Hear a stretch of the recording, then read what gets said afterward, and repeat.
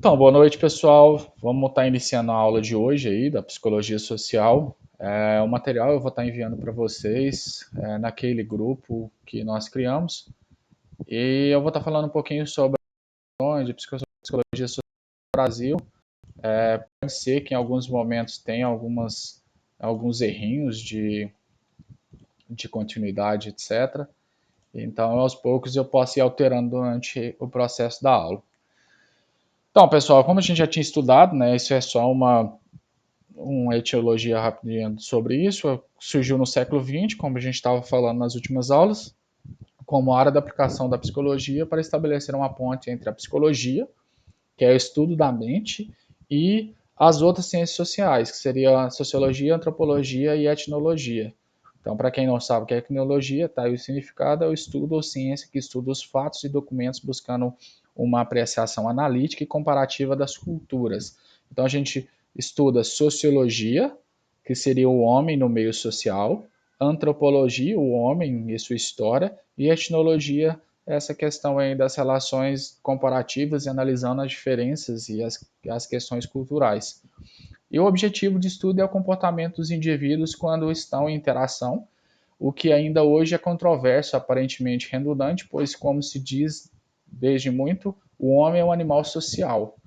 Isso a gente pode entrar na questão da análise biológica e até mesmo zoológica, no caso, que a maioria dos animais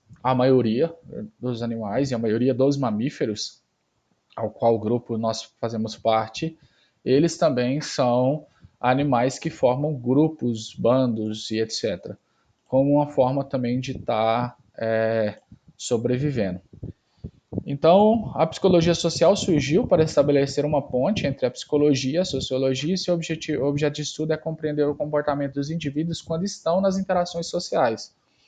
Porque aqui no presente momento, eu estou aqui como um professor. Então, é aquela questão que nós discutimos na sala de aula: eu sou o meu papel social. E aí, como esse papel social, como eu sou nesse papel social ao qual eu estou aí sendo parte. E ela aborda as relações entre os membros de um grupo, portanto, se encontra na fronteira entre a psicologia e a sociologia.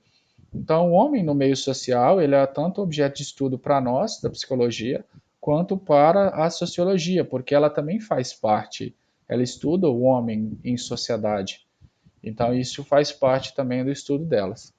Quando a gente vai pela psicologia do Brasil, destacam nessa esfera dois psicólogos que acabaram triando caminhos um pouco opostos, que é o Haroldo Rodrigues, que tem um ponto de vista mais empirista, ou seja, acredita nas experiências como uma fonte única do conhecimento, e a Silvia Lane, que inclusive foi a primeira aula que eu dei para vocês, o material com ela, que adota a linha marxista sócio-histórica. Ela tem discípulos conhecidos no meio psicológicos, entre elas Anna Bock, influenciada por Vygotsky, que realizou importantes estudos sobre a exclusão e a inclusão, que a gente acaba também falando porque nós temos que entender que a nossa psicologia ela é pautada nos direitos universais, direitos humanos, né? E a gente tem que entender um pouquinho disso para poder fazer uma comunicação de forma coerente. E esses psicólogos acreditam que a economia e o Estado que o alimenta criam subjetividades moldadas segundo as suas características próprias, ou seja, tem grande influência sobre o desenvolvimento emocional dos indivíduos. E a gente pode estar usando como exemplo esse momento que nós estamos agora. Nós estamos aqui, eu na minha casa e vocês na casa de vocês, espero eu, porque a situação social e o meio onde vive, as questões estão influenciando nesse comportamento. Porque se a gente for pensar, hoje é sexta-feira. Se vocês não estivessem na faculdade, que pelo horário nós estaremos em aula, vocês estariam talvez em algum outro meio social. Vocês estão me escutando? Claro, tá tranquilo, tá conseguindo compreender aí? De vez em quando vocês mandam alguma mensagenzinha aí no chat para mim não me sentir muito sozinho aqui, porque solidão pode causar depressão, só para constar. Passando para o próximo slide aqui. A psicologia social e o condicionamento. Então, a psicologia social também estuda o condicionamento, que é o processo no qual a resposta é provocada por um estímulo. Entra um pouco na questão da psicologia comportamental. Os mecanismos mentais conferem à esfera social humana, enquanto, por sua vez, a vivência em sociedade igualmente interfere nos padrões de pensamento do homem. Então, é aquela questão que também já foi falada em sala de aula, então a gente às vezes vai estar voltando em algumas temáticas que eu já falei, porque não tem como sair, que são as bases, né? Nós somos frutos do meio e esse meio também, por sua vez, ele é moldado por mim. Então, eu estou dando uma aula virtual. Então, é uma iniciativa que eu tive, que eu não sei se os outros professores dos outros cursos possam estar fazendo. E aí, o que acontece? Automaticamente eu posso mudar o comportamento e da manhã um outro professor fala, opa, a ideia daquele professor é legal, vou fazer também. E isso é uma questão do social, entendeu? Então a minha forma de vestir pode interferir na questão de alguém, por uma questão de similaridade, etc., ou por alguém se sentir identificado por mim, e eu posso condicionar as pessoas a, de alguma forma, seguir uma forma de pensamento que eu tenho. Então, é uma questão do social mesmo. Então, os mecanismos mentais conferem a esfera social humana, enquanto, por sua vez, a vivência em sociedade igualmente interfere nos padrões e de pensamento do homem. Então, nós vamos pensar de acordo com aquilo que a gente está sendo condicionado o tempo todo. Pode ser que não. Aí o que acontece? Vai acontecer o seguinte: a influência ela vai ser sempre variável. Por quê? Porque ela vai variar da cultura e da origem do momento histórico que a gente está vivendo. Então, a cultura que hoje nós temos, daqui talvez 10 anos, pode ser que não seja a prevalente mais. Psicologia social e condicionamento, ainda dentro desse eixo, né? Essas investigações teóricas tornam-se mais profundas ao longo da Segunda Guerra Mundial, com a contribuição de Kurt Lewin, hoje concebido por muitos pesquisadores como criador da psicologia social. A gente já falou sobre ele na sala de aula. Esse ramo da psicologia pesquisa, assim como as relações sociais, a dependência recíproca entre as pessoas e o encontro social. Tá tudo embaçado. Pode ser por causa da sua internet. Eu estou tentando só. Eu vou. Opa, só um minuto. Voltando aqui. Só vou tentar aumentar um pouquinho o tamanho do slide, para ficar um pouquinho melhor. Pronto, acho que melhorou um pouquinho. Sim, porque assim, pessoal, algumas coisas vão depender da internet de vocês. Eu estou transmitindo aqui, deixa eu ver onde que está informando as estatísticas. Eu estou transmitindo a 30, 31 frames por segundo e é numa qualidade de quase HD, porque eu diminui um pouquinho a transmissão para evitar problemas aí. Eu tô transmitindo a 720p, que basicamente é uma configuração que os filmes têm, os mais antigos e os mais novos também têm. Então eu estou transmitindo em HD, para ficar um pouco mais claro. Então, pessoal, a gente vai vendo as pessoas, essas pessoas que tem na tela aí são pessoas que são formadoras de opinião, pessoas que de alguma forma modificam o mundo por serem pessoas famosas e acabam que elas vão interferir no comportamento das pessoas de alguma forma. Então, a psicologia social e sociologia. Para alguns estudiosos, a comparação entre psicologia social e sociologia não é assim tão simples, pois ambas constituem campos independentes que partem de ângulos teóricos diferentes. Há, portanto, uma distância considerável entre duas, porque enquanto a psicologia destaca o aspecto individual, a psicologia vai estudar a minha mente, esse ser pensante e nessa sociedade, a sociologia vai estudar a esfera da socialidade como um todo, entenderam? É uma questão aí da diferença entre os dois. Nós estudamos o mesmo objeto de estudo, mas eu estudo esse homem na sociedade que ele vive e qual a interferência dele nessa sociedade, o indivíduo na sociedade e a sua influência. E ao mesmo no caso da sociologia, ela estuda o conjunto dessa sociedade. Tá claro até aqui, pessoal?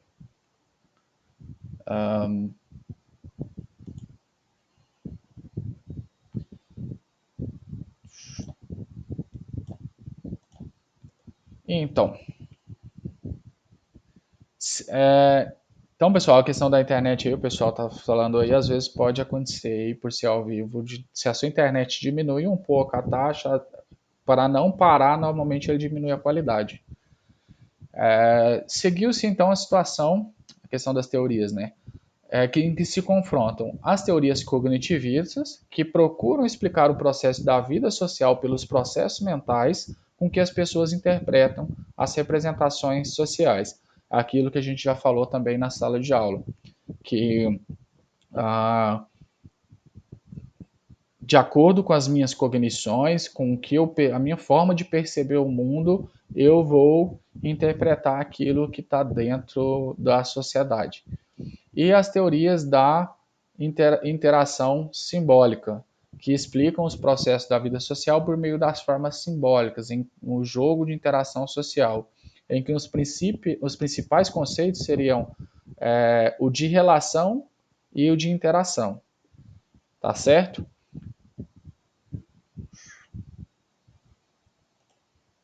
Então, aí um exemplo seria a Sheila Hersher, que foi a mulher a possuir um dos seios mais, eu não sei se ela manteve, né? Ela é uma modelo e designer brasileira que mora nos Estados Unidos e ela chegou a ter os maiores seios do mundo. Aí por uma questão de saúde, ela teve que tirar parte das próteses. Por que alguém faria isso? Por que alguém faria uma coisa dessa no caso? Ela já teve os maiores seios do mundo. Por que colocar tanto? Qual o objetivo? Vou só transmitir para vocês aqui rapidinho.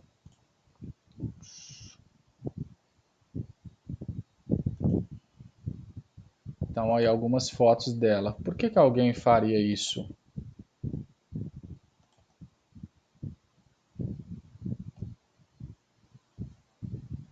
Alguém tem uma ideia por alguém? Porque alguém basicamente colocaria seios enormes além de um tamanho que seria considerado até normal?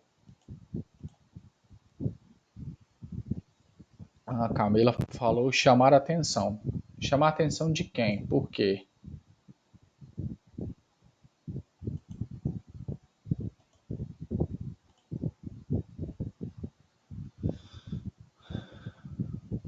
Por que alguém faria uma coisa assim?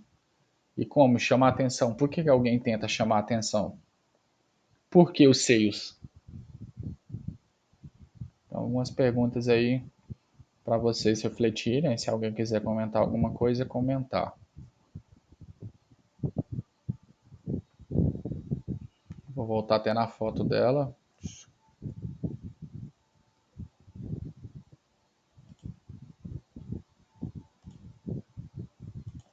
A Luciele falou chamar a atenção de todos. E por que isso chama atenção?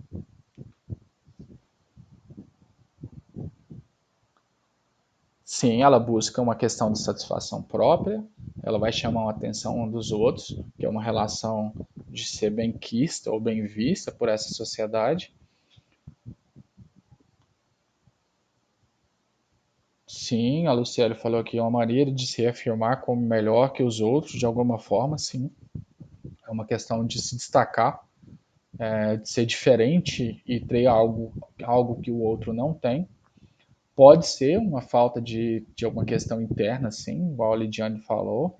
Pode ser que há uma necessidade interna. Se a minha autoestima não consegue suprir, às vezes eu busco essa diferença na estima, nesse outro e como ele me vê. Sim, infelizmente, assim, não tem como. Se a mulher passar no seu lado na rua, você vai olhar para ela, entendeu? Sim, a Indy Costa falou que os homens olham, sim, porque entra na questão cultural também, em muitos momentos, a questão da objetificação da mulher, a mulher como objeto, o símbolo sexual, e pode ser justamente por isso também. Então, aí o que acontece? Por esses motivos, ela quer ser bem aceita. Então, os comportamentos dessa mulher, nesse meio social, ela modifica o próprio corpo para trazer um destaque nesse social.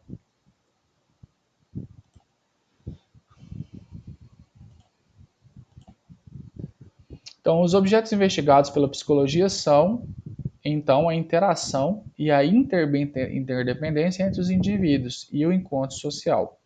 Dessa perspectiva, alguns dos principais conceitos são. Só um minuto, pessoal, que deu uma diminuída aqui na minha frequência. Acho que melhorou um pouquinho.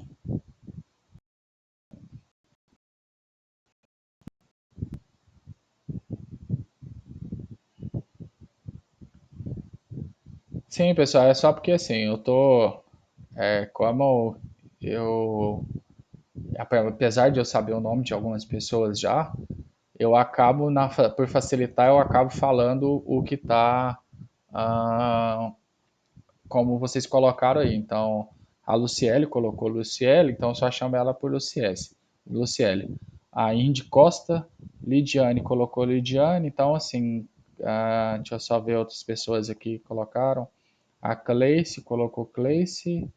A maioria acabou colocando o primeiro nome. A Ariane colocou Arini, então às vezes eu acabo chamando só Ari, porque seria o primeiro. Então é só por uma questão de como eu estou lendo aqui, fica mais fácil para mim falar. Então, relaxa. Então, dessa perspectiva, alguns dos principais conceitos são a questão da percepção social, como eu percebo, sou percebido por essa sociedade, a comunicação, que a gente já falou dentro de sala de aula, o que é essa comunicação. Tá tendo comunicação aqui? Eu conseguindo passar o meu conhecimento para você que está aí? Então, se eu estou conseguindo fazer isso, está tendo comunicação.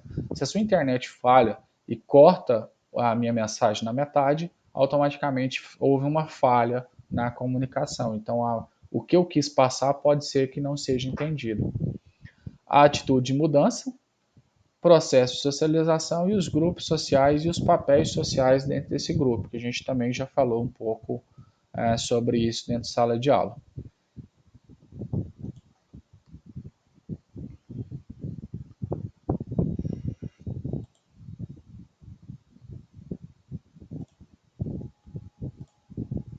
Então, uh, quando uma pessoa encontra outras, o primeiro processo que se desencadeia é o da percepção social.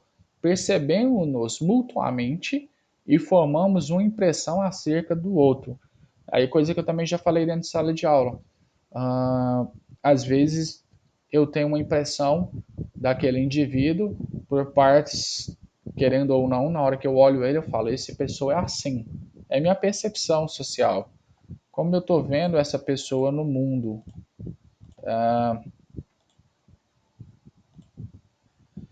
E a interação social suscita uma interpretação mais subjetiva do que a que ocorre na percepção de objetos.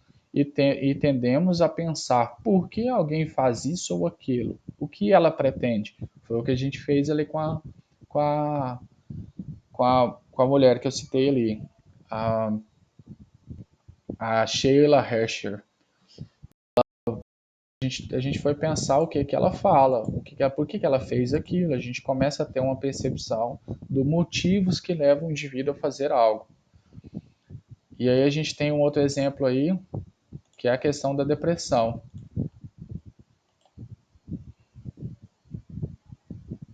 Só tentando ver por que tem hora que está saindo aqui. Então, a interação, no caso da depressão, muitas vezes essa pessoa tem uma percepção diferente da sociedade, ou no caso aí a gente coloca essa imagem aí. Como é que eu me vejo realmente perante a sociedade? Então, Camila, basicamente, ela pode ter sim uma percepção e se ver como bonita. Pelo que eu tinha dado uma pesquisada, ela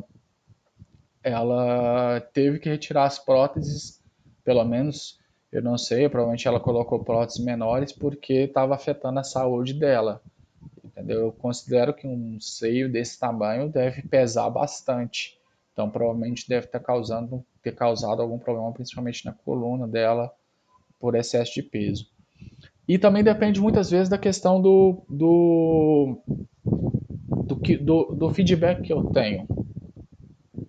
Porque às vezes assim, eu posso ser o pior professor no mundo, mas aí de repente todos os meus alunos me elogiam. Pronto, eu tenho uma percepção montada por esse grupo que eu estou bem. A pessoa vai às vezes fazer uma fala em público e ela fala um monte de asneira e de repente ela é aplaudida por aquele público. Então ela continua pensando, poxa, eu estou no caminho certo. Então isso acontece. Então, nós temos muito essas questões aí. E isso vai interferir nessa vida social. Pessoal, só um minutinho que o meu PowerPoint aqui deu uma travadinha, não sei o que, que foi.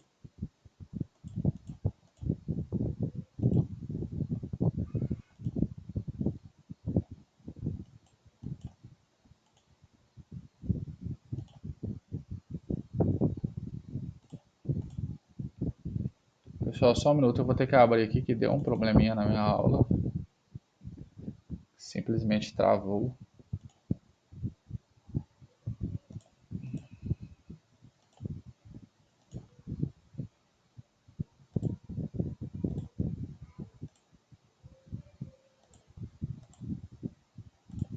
Então, nessa questão aí do social, entrando já na questão da nossa percepção, nós começam a surgir as questões patológicas, né?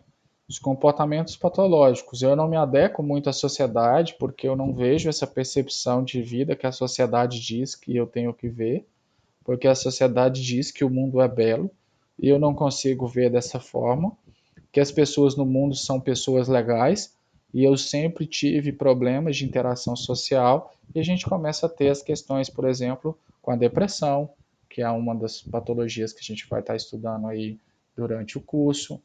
Nós vamos ter o caso da bulimia, que é a questão do que eu vejo e do que eu quero refletir. E aí a gente vê aí que essas pessoas aqui às vezes acham que ainda estão gordas. Então eu vou tentar até aumentar um pouquinho essa imagem.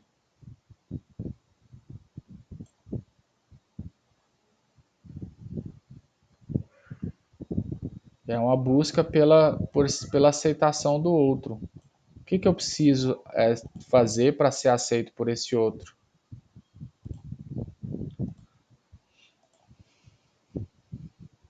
Eu acho que esse é o modelo. Eu vejo uma modelo lá e eu quero ser igual a ela porque aquele modelo de corpo é o perfeito e eu quero alcançar essa perfeição, porque esse corpo é o que é aplaudido. E a gente tem um caso da bulimia, que vocês devem conhecer, que é aquele caso assim que a pessoa come, às vezes ela come, normal até por compulsão, e depois ela vai no banheiro se vomitar, para pôr isso para fora.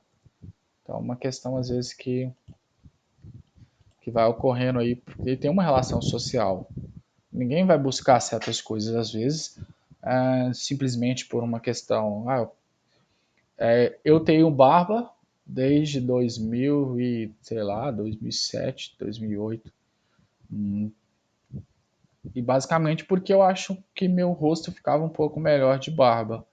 E mas agora eu tô na moda. Então antes eu não tinha produtos, eu não tinha um salão específico para cuidar da minha barba e hoje como está na moda a gente tem. Então a sociedade ela vai mudando de acordo com a necessidade. E a galera tá comprando muitos homens que não têm barba natural por uma questão de origem, né, biológica, estão comprando produtos, passam para poder ter barba. Conheço várias pessoas que não tinham barbas e hoje estão usando barba. Então usam produtos. Por quê? Porque socialmente eu quero ser aceito. Se isso está na moda, por que não? Eu quero me adequar, eu quero ser quisto por essa sociedade. Ficou claro até aqui?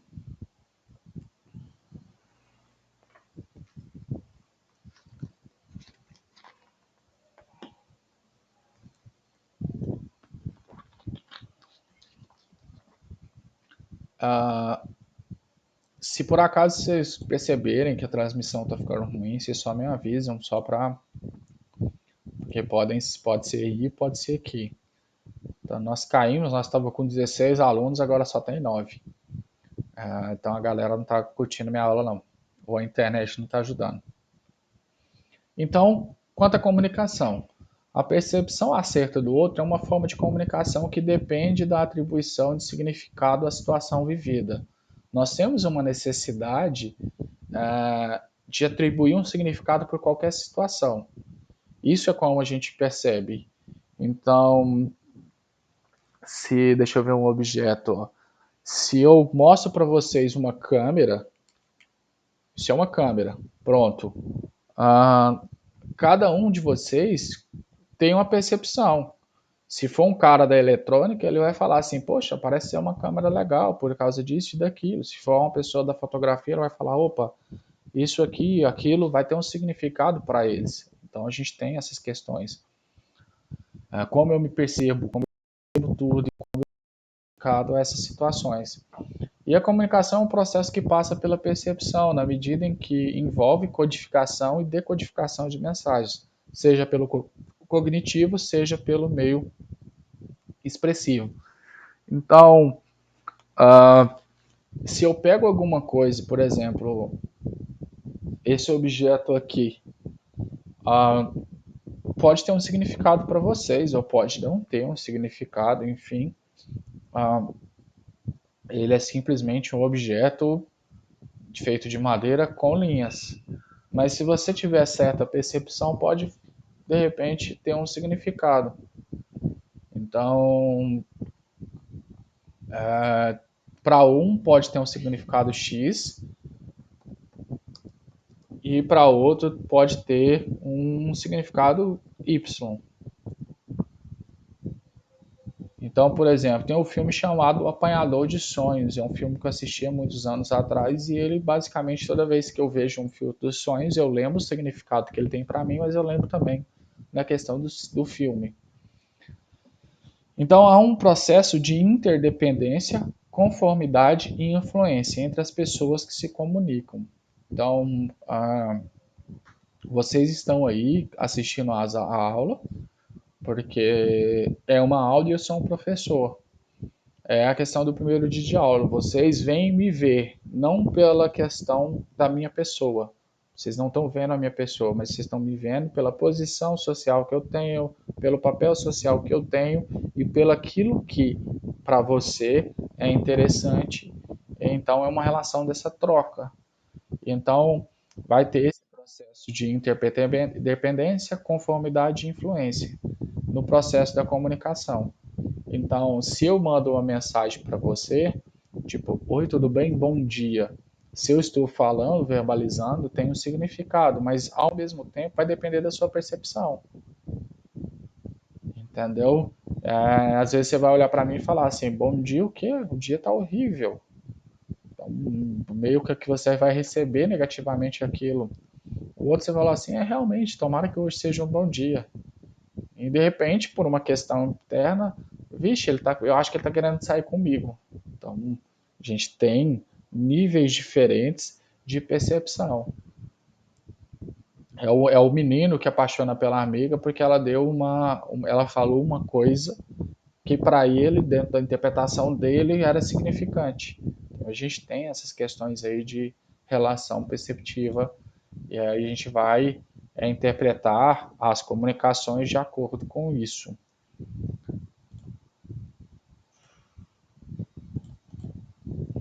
Então, a partir da percepção social,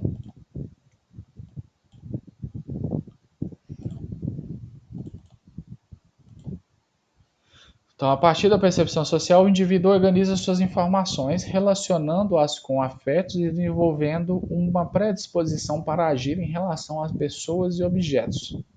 Na psicologia social, define a atitude como uma predisposição positiva ou negativa para agir numa determinada direção. Então, por exemplo, eu já usei esse exemplo e vou usar ele de novo. A colega lá, no primeiro dia de aula, ela estava um pouco agressiva comigo. Eu não, na minha interpretação, por ser psicólogo, pode ser que estava acontecendo alguma questão na vida dela. E aí, depois de algumas aulas, ela conseguiu chegar à conclusão que é porque, de alguma forma, a percepção que ela tem de mim trouxe uma relação de uma percepção que ela tem de outra pessoa, fez um processo de comparativo e toda a carga emocional negativa que tinha daquele indivíduo foi despejada em mim. Isso acontece o tempo todo. Então, essa seria a atitude. Como eu vou agir? Então, esse meu agir vai ser de acordo com as minhas experiências. Então, ela teve outro, e o outro pode ter simplesmente nenhum tipo de reação, porque ele não teve nenhuma assimilação. Então, é uma questão simplesmente que pode acontecer. E do mesmo jeito que alguém fala assim, poxa, aquela pessoa ali, ela tem cara de ser legal. Por que ela tem cara de ser legal? Porque provavelmente eu faço uma relação comparativa com a questão das minhas vivências e melhoras. Ah, e aí eu faço uma projeção nela. De repente eu falo, poxa, é legal. Entendeu? Na minha terra fala que todo gordinho é legal. Por quê? Porque a maioria das pessoas gordinhas na minha região é engraçada. Entendeu? Mas eu já conheci um monte de pessoas dentro dessa categoria física que não são legais. Enfim, mas a gente tem uma percepção, por quê? Porque depende da minha base. Aí você fala, qual é a sua base? Meu pai é gordo. Então, automaticamente eu acho ele legal e gosto dele. E automaticamente eu projeto isso pro próximo. Aí se a gente for olhar lá pelo Freud, é a questão aí das projeções, da meu inconsciente. Então, eu posso achar as mulheres que têm o padrão físico da minha mãe mais bonitas, ou o padrão físico do pai mais bonitos. Isso aí também pode acontecer nesse processo, porque é a base que eu tenho nesse processo. Então, nós temos isso. Eu olhei para aquela pessoa, acho que o meu santo não bateu com o dele. Não, eu conversar com aquela pessoa e o meu santo bateu com o dele na hora. Parece que a gente já é bom amigo desde muito tempo. Então são coisas às vezes que acontecem. Não, eu só usei o exemplo de novo seu da sala de aula. Então, diferente do que se pensa no senso comum, nós não tomamos atitudes, ação, comportamento, mas sim desenvolvemos atitudes a partir da crenças e valores em relação aos objetos no meio social. É, não, eu tô tranquilo, a nossa relação tá muito tranquila, Lúcia. Eu acho que só tem que você acabou virando exemplo. Eu vou usar você como exemplo em várias aulas de psicologia social, nos próximos anos aí. Então você agora virou meu objeto de exemplo, porque a nossa experiência me trouxe uma memória e nessa memória ela me trouxe uma forma de usar o exemplo. Mas eu te gosto, coraçãozinho. Ah, então, nossa ação e comportamento vai depender muitas vezes dessa questão da nossa crença e valor. O que eu penso? Como eu vejo o mundo? E agora que eu tô lembrando que isso aqui vai ficar gravado, né? Mas é, é assim mesmo. Então, aquela questão assim, o que significa alguma coisa para alguém? Vai depender da minha experiência, dos meus valores vividos. Então, por exemplo, alguém conhece isso aqui? Se você conhece isso aqui, automaticamente pode ser que na hora que vocês passam a ver isso aqui, eu não estou sendo pago para fazer propaganda, mas na hora que vocês passam a ver isso, pode dar uma reação para vocês, entendeu? Então, ao ver isso aqui, minha boca encheu d'água, entende? Porque isso aqui é um whisky que eu tenho apreciação na questão do sabor, que é o Jack Daniels. Basicamente, na hora que eu falar uísque, algumas pessoas passam a ter uma nova assimilação. E a nossa reação sempre vai ser variável. Por quê? Porque dentro do que eu acredito. Então, se eu acredito em uma coisa X, automaticamente eu posso ter uma reação proporcional naquilo. Como os objetos que está aqui no meu fundo, no fundo aqui. Tanto o filtro dos sonhos, quanto um, esse cartazinho aqui, peraí. Shut up and decide. Então, tipo assim, para quem conhece alguns desenhos, vão ter uma percepção X. Então, tudo depende dessa variação, depende da crença e do valor. E se você tem uma percepção de uma crença diferente, você vai ter uma reação diferente. Então, a Camila falou aqui que a Ingrid falou que parece um cardápio de bebida e é do Jack Daniels mesmo. A Lidiane falou whisky, já reconheceu, e a Camila falou que prefere vodka. Então vamos entrar nessa questão da crença e valores. Eu não tomo vodka, porque para mim vodka não faz uma reação comportamental legal no minha mente. Então, basicamente, quando eu tomo vodka, eu ligo uma roleta russa de comportamentos possíveis e naquele comportamento pode ser que tenha uma reação proporcional. Por que eu tenho essa percepção? Porque eu tive vivências que não foram das mais legais e que também não vou contar porque está gravando isso aqui. E aí, a Ingrid falou que prefere uma cerveja bem gelada. Então, é uma questão de crença também, de percepção. Como é que eu vejo isso? Tem gente que não bebe porque pode ter tido uma experiência ruim pessoal ou até familiar, ou conhece pessoas, enfim. A Luciele falou que só bebe todinho. Não faz tanto bem para a saúde também, mas é gostoso também. Então, conseguindo entender através da, desses comentários, tanto da minha fala quanto da fala de vocês, a questão da nossa crença e valor sobre um objeto. Sim, Tawane, às vezes, dependendo do tipo de bebida, você dá PT mesmo. E não é o partido, não. É uma questão bem pior um pouco. E aí é uma questão, assim, perceptiva, né? De como aquilo tem uma reação. E ele só tem uma reação proporcional de acordo com nossa cultura e nossa experiência. Então a próxima imagem pode um pouco chocar vocês.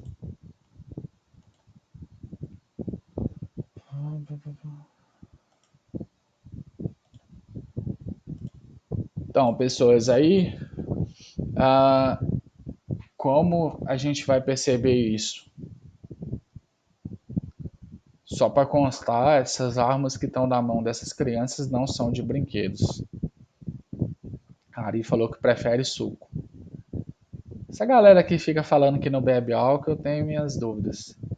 Mas assim, por essa bandeira que está aí no, no fundo aí, a gente tem aí, se eu não me engano, a bandeira da Arábia Saudita. E essas crianças são guerrilheiros, literalmente. Não, não, não é nada nojento, não. É uma questão de choque mesmo cultural. É essa imagem aí. Então eu não vou comentar sobre a questão de alimentações diferentes. Por quê? Porque também é questão de percepção. Hoje eu comi cuscuz. Cuscuz para mim era uma coisa que não fazia parte do meu cardápio. E hoje ela não é uma coisa principal no cardápio, mas é uma coisa ah, é uma coisa diferente. É uma coisa que me agradou, mas não faz parte da minha cultura. Então eu tomei cuscuz e tomei café com leite. Então café com leite ele é cultural da minha região também. Então tem essa questão. A Ligiane falou que já assistiu documentários que mostram essa realidade. É uma realidade muito triste. Isso acontece em tempos de guerra, em países diversos. E a Samira falou que não bebe, provavelmente por algum tipo de vivência pessoal. dela. Então, nós somos frutos desse meio, dessa vivência. De vez em quando, pessoal, eu estou corrigindo algumas coisinhas aí que a gente vai mexendo no layout de um slide, ele acaba mudando. Então, a análise de atitudes e preferências constitui um objetivo de primeira necessidade para a compreensão de comportamentos como racismo, ideologias, modelos estereotipados, etc., como também os mecanismos de modificação de atitudes. Nós temos que entender, nós analisamos essa atitude e essa preferência para tentar compreender o comportamento do indivíduo. Vamos colocar que o comportamento seria a ponta do iceberg.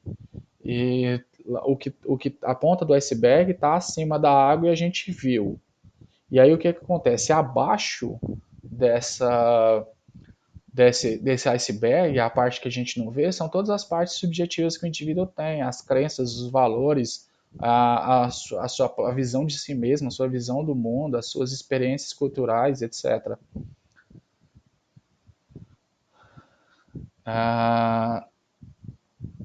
A Ingrid perguntou se eu comi o cuscuz misturado com café com leite. Não, café na caneca e o cuscuz com um pouquinho de margarina, bem pouquinho mesmo, na colher.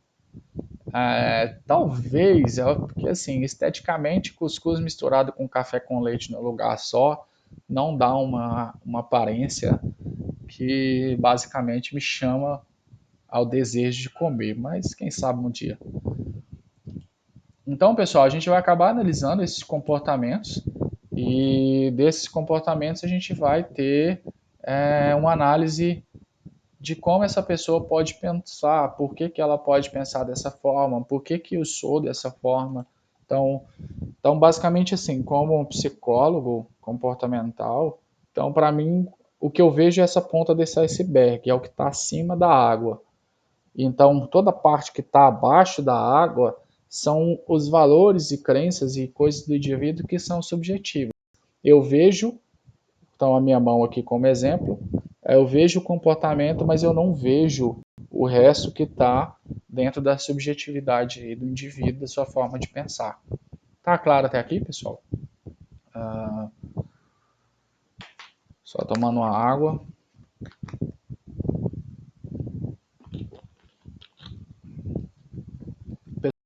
Uma aula gravada, eu não vou ficar 3 horas falando direto, não.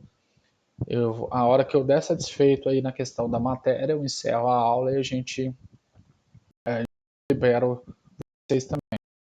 Porque assim, não, essa aula aqui é menos interrompida por fatores externos. Então a gente tem uma cadência maior no processo da aula. Então, a formação, processo de socialização, né? A formação do conjunto de nossas crenças, valores e significados dá-se no processo de socialização. Nós somos frutos do meio. Nós somos criados no meio. Então, a gente já falou sobre a questão. A primeira relação social, qual que é? O homem, o indivíduo, nasce naquela família, que é o seio das suas primeiras bases sociais. Querendo ou não, quem vai transmitir esses valores, crenças e culturas são essas pessoas. Se eu pegar um filho de um cristão e levar ele para ser criado por uma família de muçulmano, ele vai ser muçulmano. Se eu pegar um filho de muçulmano e levar ele para ser criado numa família de cristão, ele vai ser um cristão. Pode ser que no futuro há uma mudança? Sim, mas ele tem uma tendência maior não pela sua base de origem biológica, e sim pela sua base de origem cultural. Então, se eu tenho uma base eu particularmente, eu tenho uma base espírita e católica. Então eu tenho uma tendência durante o meu processo de vida de ter mais a assimilação com essas religiões. As outras religiões eu acabei indo por curiosidade e tirando minhas conclusões. Querendo ou não, talvez minhas conclusões elas podem ter sido pré-condicionadas pelo processo de base do que eu acreditava, dos valores, etc. A Samira está perguntando aqui, então, na sua opinião, alguém que tem depressão, consequentemente, foi fruto do meio? Sim e não. Nós temos duas partes da questão da depressão. Uma parte é biológica. Então, por exemplo, eu não gosto de tomar sol, eu tenho uma tendência de não tomar sol. É, basicamente, a gente sabe que o motivo, né? Não gosto de calor e tampouco minha pele se agrada muito a questão do sol. Automaticamente eu posso ter uma carência de vitamina D. E essa carência de vitamina D pode ser quem me dê sintomas depressivos. E essa questão da carência de vitamina D, os últimos exames que eu tinha feito realmente deu bem abaixo do que deveria. Consegue entender? Então eu tenho um fator biológico que pode me dar uma predisposição. Eu posso ter um problema neurológico, biológico, de uma falta de captação de serotonina, dopamina, etc., o que vai mudando também a minha questão de prazer e expectativa do prazer, que também pode interferir. Ah, isso aí basicamente eu já dei umas explicações nesse sentido nas questões da aula de neuroanatomia. Então, é uma questão básica. A gente tem que entender que nós somos hormônios, nós somos biológicos. Então, o meu biológico vai interferir também na forma que eu percebo o mundo. Um exemplo simples é vocês, mulheres, que têm alterações hormonais mensais, têm alterações hormonais por uma questão da gestação e, de repente, você tem comportamentos diversos. Então, hoje eu olho para você e você fala assim: o que você está me olhando? Tipo, agressividade pura. E aí, de repente, no próximo mês, na mesma época, eu nem te olho para não ter uma reação negativa e você começa a chorar. Poxa, você não está me percebendo aqui? Por quê? Questões biológicas estão interferindo no comportamento. Nós temos que entender isso também. O biológico interfere no comportamento. Então, o nosso sistema neurológico está totalmente ligado com o nosso sistema hormonal, que está interligado com os outros sistemas do nosso corpo, que vai depender da minha alimentação, da minha forma de viver, etc. Então vai ter todas essas questões aí. O outro fator que não pode ser descartado, e não menos importante, é essa questão do meio social. Pessoas que não se adequam, que não se veem, ou que elas têm aversão à sociedade por algum motivo, elas podem se tornar introspectivas. Então, por exemplo, no Tocantins, por exemplo, eu me considero mais introspectivo. Por quê? Porque eu tenho uma dificuldade de achar algumas pessoas que pensam de uma forma mais similar à minha. E esse processo de introspecção, se for um nível muito extremo, pode me causar uma depressão. Consegue entender? Nós somos essa relação, o meio, eu e o meio também pode ter. Então, sim, a depressão ela pode ser consequência desse meio, da onde nós estamos. Nós somos cobrados. Então, por exemplo, você está com 22 anos, uma pergunta, você já formou? Você já casou? Se você formou, está trabalhando. Se você casou, vai ter filho? Quando você vai ter filho? Aí você tem um filho. Quantos filhos você tem? Tenho um. Ah, então tá na hora de ter mais um, né? Tem que ter pelo menos dois. Então nós temos todas as questões também de cobranças sociais e isso pode interferir em nós. Sim, Ari, a gente tem a parte genética, algumas pessoas têm uma predisposição genética maior. Nós temos as questões psico-mente social, que é essa relação entre eu, minha mente e o meio ao qual eu vivo, e as questões biológicas, que são variáveis, como alimentação, estilo de vida, etc. Economia, se eu estou com menos dinheiro, eu tenho uma tendência de ficar mais nervoso. Se eu fico mais nervoso, eu posso surgir uma psicopatologia a partir disso. Tá claro? Então, a formação do conjunto das nossas crenças, valores e significação dá nesse processo de socialização. Então, se eu começo a viver num meio X, eu tenho uma tendência. Sim, Elidiane, sempre vai ter essa cobrança pela população. Nós somos cobrados, e isso por isso que talvez, pela nossa atualidade, essa cobrança ela é muito grande e a gente está tendo aí um alto índice de depressão e de ansiedade, entendeu? É a autocobrança, eu preciso, eu tenho que fazer tal, tal, tal, e às vezes a pessoa ah, não consegue parar. Então a pessoa, quando ela fala assim para mim, Douglas, você tem que ter mais um filho, eu falo, não, não tenho que ter. Não. Ah, mas um é pouco. Não, não, um é o suficiente.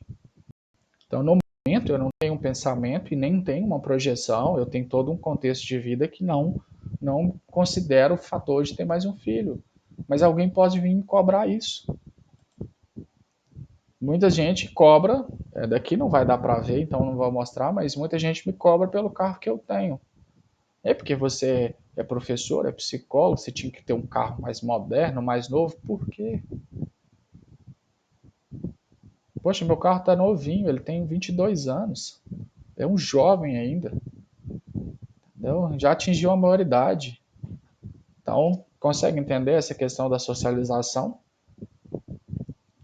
Então, nesse processo, o indivíduo torna-se membro de um determinado conjunto social, aprendendo seus códigos, normas e regras básicas de relacionamento, apropriando-se do conjunto de conhecimentos já sistematizados e acumulados por esse conjunto.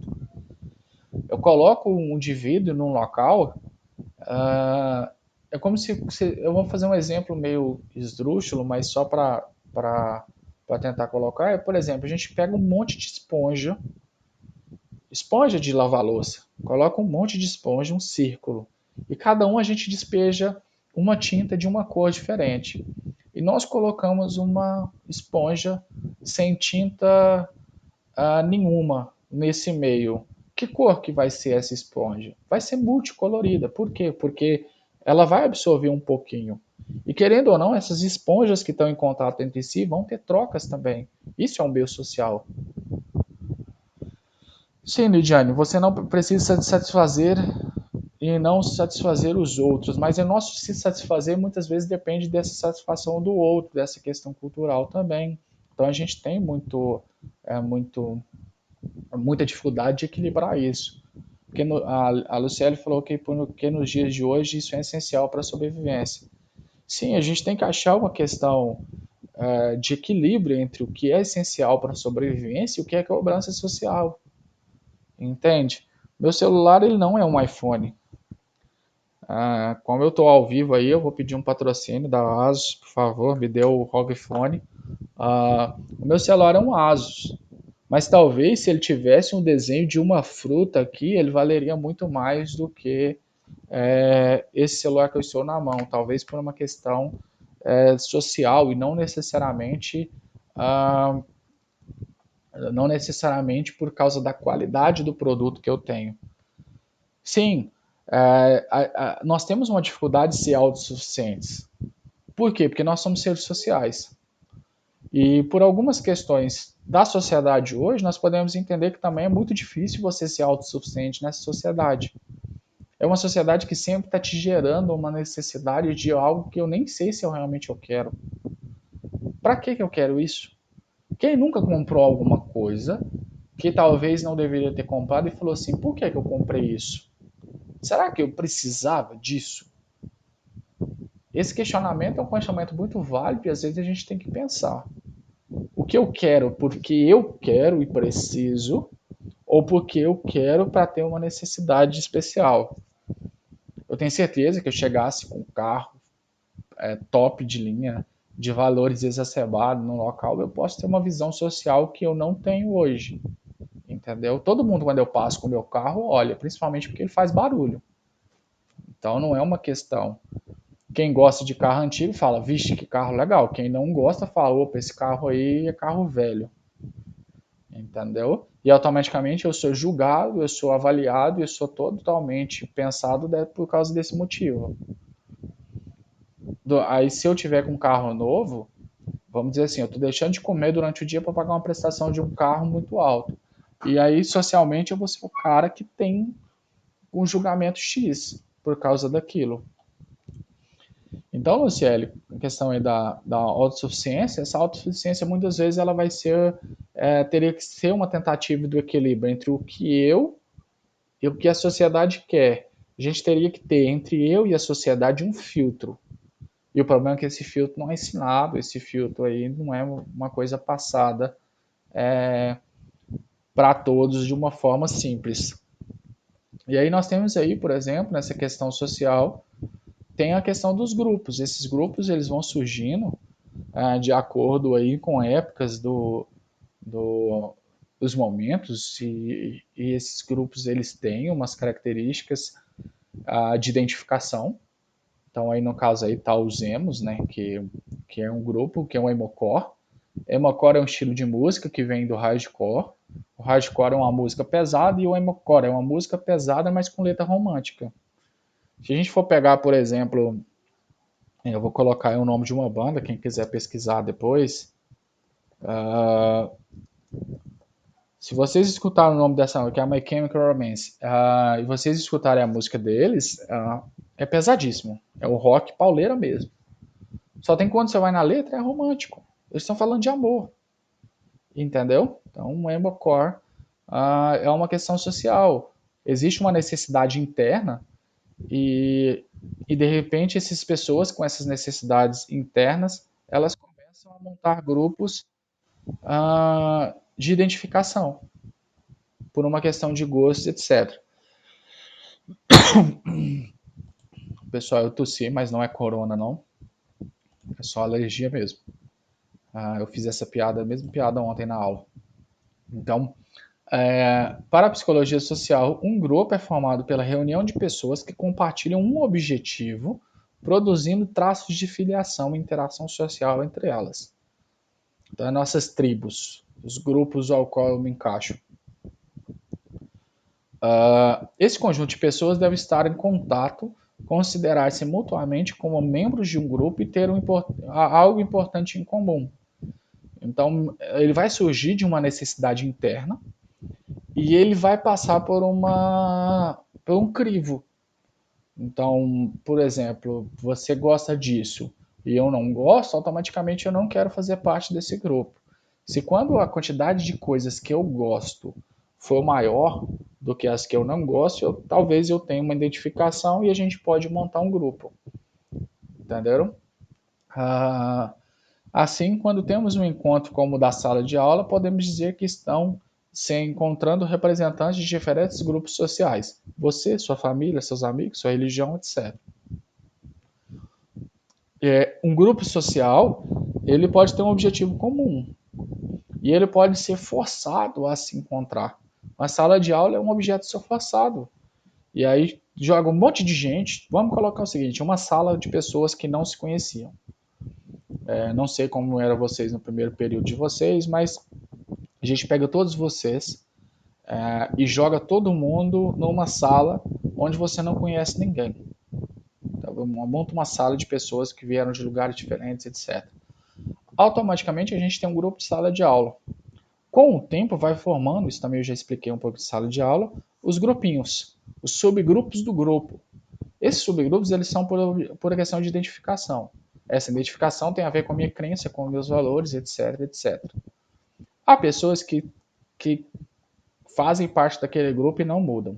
Há pessoas que em algum momento passam a não se identificar mais no grupo e mudam de grupo. Há pessoas que se identificam com todos os grupos. Então ela tenta manter uma boa relação com todos os grupos, mas ela acaba não fazendo parte de nenhum específico. Isso tudo vai depender das questões dos seus valores e do seu modo de pensar. Na minha época, nós tínhamos um grupo, e essa basicamente era uma característica, né? Que ainda existe hoje, mas hoje esses grupos eles não estão sendo muito mais homogêneos, vamos dizer, no sentido de aparência. Então ele está bem moço, seria o grupo dos nerds. A gente vê aí, são pessoas que se vestem mais ou menos dentro de um padrão social. Nos Estados Unidos isso aí sempre foi mais evidente, porque nos Estados Unidos as distinções são muito mais evidentes. E uma característica é o óculos e é o jeito de vestir, que era muito correto. Entendeu? Aqui no Brasil, a questão do modo de vestir não se tornou uma característica básica, mas a questão do modo de ser, a questão das atitudes, as subjetividades, elas se tornaram sendo características desses grupos.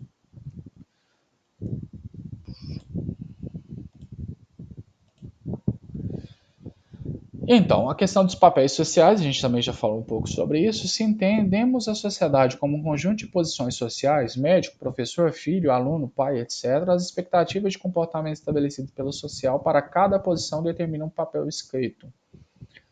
O indivíduo ele vai me ver de acordo com o papel social que eu exerço. Quando eu chego e falo que eu sou o Douglas, eu passo a não ser ninguém, a não ser que ele conheça esse Douglas e esse Douglas ele possa ser uma base de comportamento. Mas no momento que eu falo eu sou psicólogo, ou eu sou professor, ou eu sou isso, ou eu sou aquilo, eu passo a ser olhado com aquela forma. Então, quando eu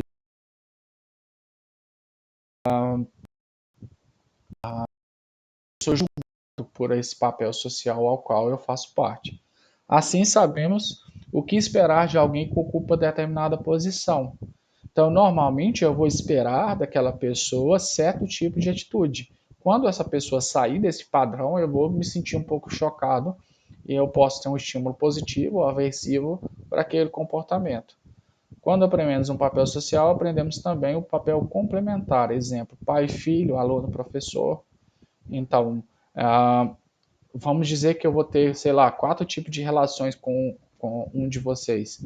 Então a gente tem que entender qual é a posição. Sei lá, vamos dizer que uma das posições vai ser professor-aluno. Qual que é o meu papel como professor e qual que é o meu papel como aluno? Como é que é essa relação?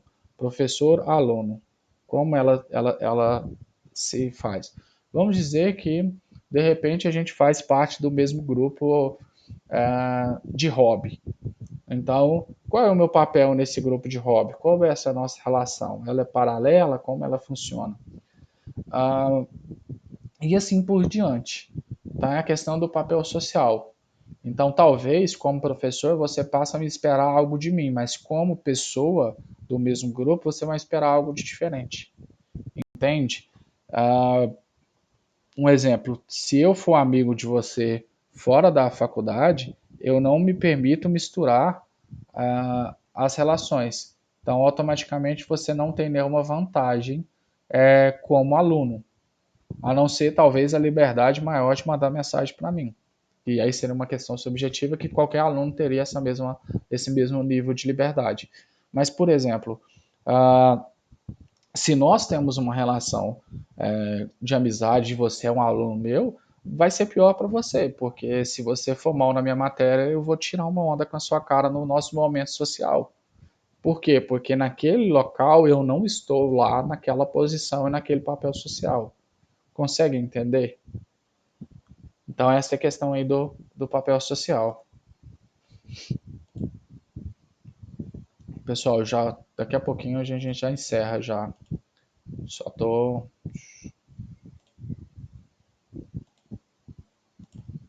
Opa.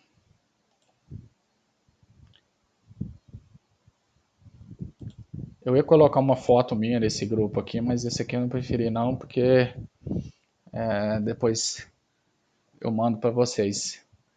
Então, o grupo dos roqueiros são características, a forma, pulseiras, etc. Isso são características. Essa sala está bem empenhada em dar uma olhada nas questões aí. Então, por exemplo, é uma questão de identificação. Eu gosto de rock, automaticamente eu passo a ser fazer parte de um grupo. E se eu faço parte de um grupo, eu passo a ser um indivíduo nesse grupo e eu vou ter um papel social e eu vou ter um papel de identificação e eu vou começar a querer trajar. Então, se a gente for pensar aí nessas questões, nossas aparências elas vão depender muitas vezes desse papel social também. A forma com que eu visto vai depender daquela ocasião, daquela situação. Qual é o meu papel social dentro de uma igreja, por exemplo? Então, eu vou só mostrar aqui rapidinho, por exemplo, qual que é meu papel social aqui? Então, aqui me exigir um papel social que é diferente, talvez, do papel social que eu vou hoje. Ou, por exemplo, meu papel social aqui. Esse Cefet, hoje é o IF, mas antigamente era a Escola Agrotécnica. Eu tinha uma característica básica aí. Por quê? Porque existem a questão dos meus papéis sociais. Qual é o meu papel social aqui? Consegue entender? Então, essas fotos que eu mostrei são fotos minhas. Olha um cara meio hippie aqui, ó. Qual é o meu papel social aqui? talvez em algum momento da minha vida, eu passo a ter diferentes tipos de papéis sociais. E eu vou ser cobrado e vou ser visto dentro desse papel social, porque ele faz parte da minha vida. Então, as fotos que eu fui mostrando aqui são fases diferentes e papéis sociais diferentes que eu ocupei, que são diferentes, talvez, do papel que eu ocupo hoje. Quem sou eu hoje? Qual é a minha atitude hoje? Eu preciso ser. Eu selecionei um pouquinho as fotos, porque tem algumas aqui que eu prefiro, porque eu tô lembrando que isso aqui vai ser gravado, né? E uma vez na net, nunca mais. Apesar que eu não tenho vergonha de nada, não. Sempre gostei. Talvez algumas coisas eu não vestiria antigamente, hoje, né, no caso. Mas por quê? Porque de alguma forma eu me identifico com um grupo social naquele momento. Então tá aí, a questão do rock é uma questão de um grupo, símbolos, etc. O Kiss aí, no caso, uma banda muito famosa, né, de rock, ele passa a também interferir. Então, se eu passo a ser famoso, eu passo a ser interferência social e pode ser um exemplo. Só tem que nesse processo social existem os perigos também. Então, existem situações sociais que afetam o comportamento das pessoas, promovendo tensões tão grandes que levam a um comportamento inadequado. Mas nem sempre fomos loucos por fazer coisas loucas.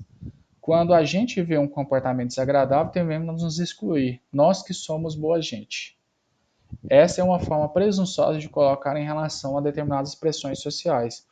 É, Automaticamente a gente se coloca e a gente pode ter comportamentos sociais que colocam a gente numa situação de exposição muito grande.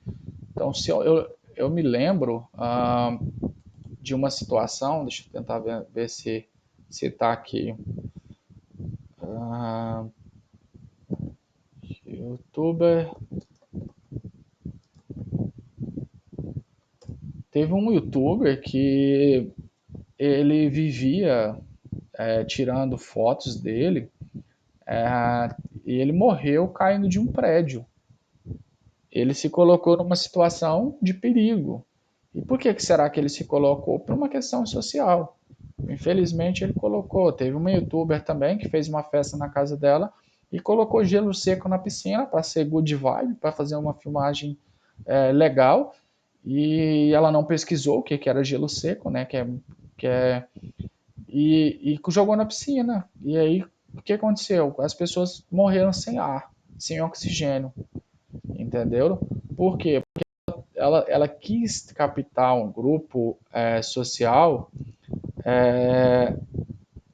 e ela quis captar isso para ela de uma forma onde ela se tornasse destaque, porque o objetivo dela era ser vista, entendeu? Então, e o gelo seco ele é dióxido de carbono, que é produzido a partir do CO2, então automaticamente você tem uma dificuldade de respirar se você ficar num monte de gelo seco, porque vai faltar oxigênio. Consegue entender essa questão?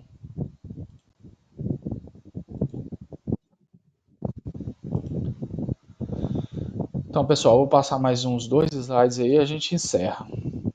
Então, algumas variáveis podem levar muitos adultos normais a se comportarem de modo muito diferente a acreditar ser o adequado. Então, pode causar aí, por uma questão social, pode levar as pessoas a buscarem ser de uma forma que não seria legal. Então, algumas variáveis ela pode levar esses adultos considerado normal, quando a gente fala de normal entre parênteses, porque é um padrão social daquele local, a comportar de um modo muito diferente do que acredita ser adequado. Eu vou fazer uma coisa que eu acho que não é legal, mas por algum motivo social. Então, assim, eu vou mostrar só algumas imagens de algumas tribos urbanas.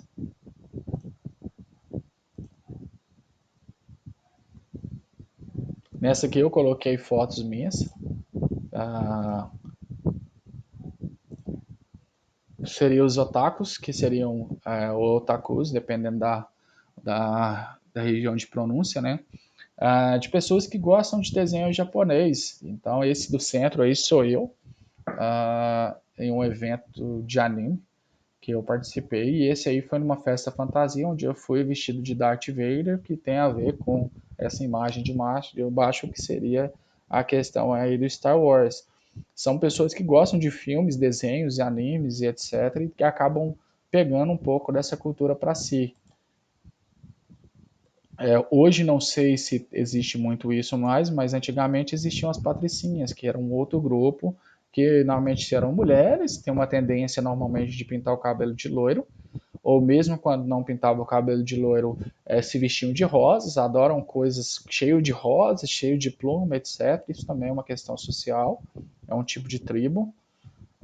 Os hips, eles são, esses grupos hoje às vezes não têm tanta ascensão por causa do momento, mas eram a galera do Viva, Paz e Amor, faça o que tu queres, pois é tudo da lei. Então, basicamente, eram grupos que se sentiam livres, e eles podiam ser livres, eu posso fazer coisas da forma que eu quiser, meio que uma quebra de paradigma daqueles grupos sociais padrão, aqueles que são considerados modelo. Então, muitas dessas pessoas usavam drogas, muitas dessas pessoas não usavam drogas, porque era uma questão de ser livre, eu não sou obrigado a fazer nada. Tinha muita gente que tinha a questão da liberdade sexual, e se a gente for falar isso lá dos anos 70, 80, era uma coisa totalmente. Você não pode fazer sexo antes do casamento, era uma coisa quase ritualística. E aí a galera vem quebrar um pouco isso aí pelo seu modo de ser. Então, os góticos, basicamente também eu já tive uma identificação com esses grupos, que são grupos que gostam muito de preto, usam lápis no olho, etc. Eu só acho mais difícil ser gótico aqui no Tocantins, porque roupa preta nesse sol, dá pra gente se cozinhar dentro dela. Mas a gente vê que são características assim, são pessoas que acabam se maquiando para se parecerem pálidas, uma coisa meio mórbida. E aí, destacam as partes diferentes do corpo através de batom e lápis para poder destacar certas questões aí. Normalmente todos eles pretos ou roxo. Então uma característica aí do grupo de góticos. Os punks, que também é uma tribo urbana que nasceu lá na Inglaterra como um movimento de protesto, assim como os hips, onde a galera tipo pega a questão da aparência mais ousada, né? Uma aparência mais totalmente estranha. Então, os cabelos grandes e automaticamente fazem moicano e se tornam aí uma tribo para chocar visualmente, mostrando uma agressividade. Nós não aceitamos. Normalmente os punks nasceram na questão do movimento anarquista, é uma questão de visão política, onde nós não precisamos de governantes, nós temos que ter o direito de ir e vir e se governar sozinho.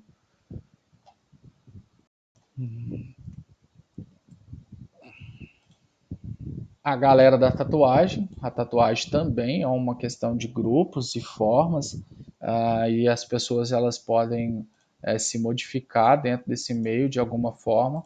Então, assim, tem as tribos, né? A galera se identifica, faz as tatuagens e muda.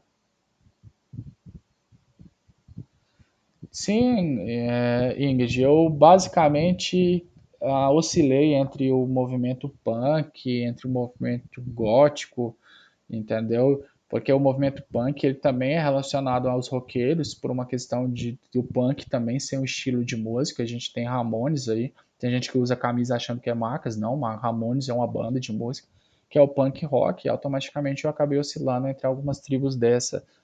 Hoje talvez não fisicamente, mas em alguns momentos até os pensamentos continuam sendo o mesmo. A gente só talvez eu não externalize isso hoje por causa do meu papel social. Consegue entender? Então talvez se eu deixasse o cabelo crescer, fizesse umas tatuagens expostas, talvez eu teria um choque em alguns momentos por a questão do papel social.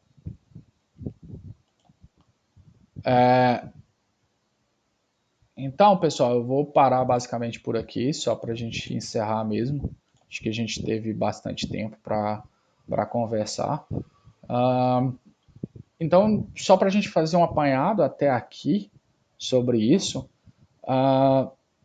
essa questão da tribo é a questão da identificação. Então, a gente tem questão de relação social. Eu quero fazer parte da sociedade, não necessariamente eu preciso fazer uma parte de uma tribo em específico.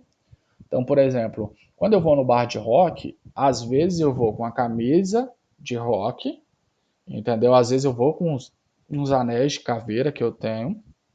Eu tinha um colar de caveira, mas ele quebrou um pedacinho, eu ainda não consertei ele. Basicamente cheio de caveiras. Basicamente esse seria meu papel social naquele bar. Quando eu vou num bar motociclista, às vezes eu vou misto, eu vou com essas características do roqueiro e de repente eu coloco o meu colete que atrás dele tem o símbolo do meu motoclube. Peraí, a galera que tem toque foi propositalmente colado dessa forma para provocar vocês. Então, isso aí vai depender muito da questão do seu papel social. Se eu vou, por exemplo, para um casamento, alguma coisa assim, eu vou talvez de um vestimento um pouco mais social, porque meu papel social ali é diferente. Se eu vou dar uma palestra, eu vou vestido de uma outra forma. Se eu vou dar aula, se eu estou aqui em casa. Basicamente, eu estou nesse momento vestido dentro do meu papel social, que normalmente a roupa que eu uso, que eu estou usando aqui na gravação, ela é a mesma que eu uso na sala de aula, porque, querendo ou não, esse é o meu papel social. Se você for observar um indivíduo, e no caso, eu falando de mim, eu sou um monte de papéis sociais, entendeu? É como se tivesse um guarda-roupa de papéis sociais e cada um eu visto tanto uma característica física quanto uma característica de modo de pensar. Então, se eu for para um determinado lugar, às vezes a minha forma de dialogar vai ser diferente de um lugar X. Então, nós somos esse ser social, esse papel social, e nós estamos permeando em todos esses aspectos. Ficou claro até aqui, pessoal?